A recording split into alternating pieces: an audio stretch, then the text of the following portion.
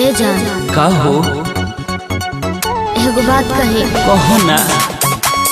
हमार शादी तय हो गई बा। का तहर शादी तय हो गई? झूठ बोला तारू तू। सुन ना, कल हमार बारात आवता। अरे पागल। और तोके जरूर आवे बा। ना ये ना हो सकेला। कल हुए बारात मना जाएगा। ए जान मंगिया में से नजर जाएगा।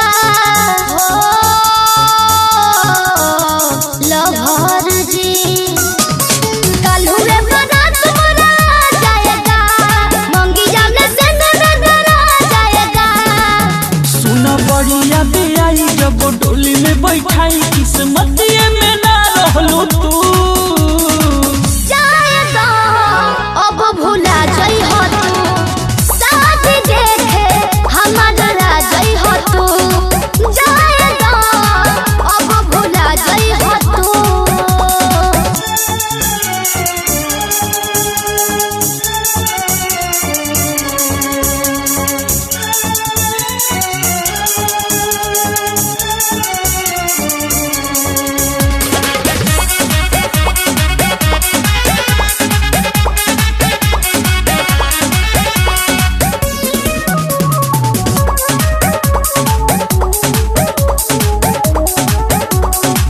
हमारा के छोड़ के रहबू पियावा के भीरी।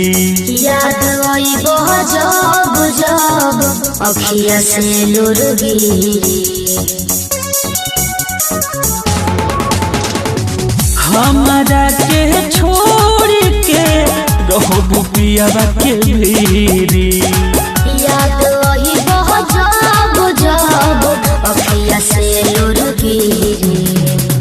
दिल डहका के हंस के हंसा के काहे हमके रोवा देलू तू। जाएगा अब भूला जाई हो तू। शादी देखे हमारा जाई हो तू। जाएगा अब भूला जाई हो तू।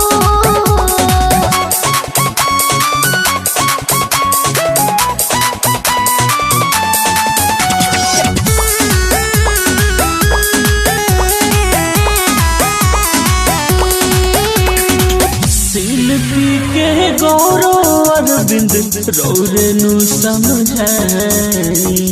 प्यार हम कहनी तोहसे कितना हो बताई।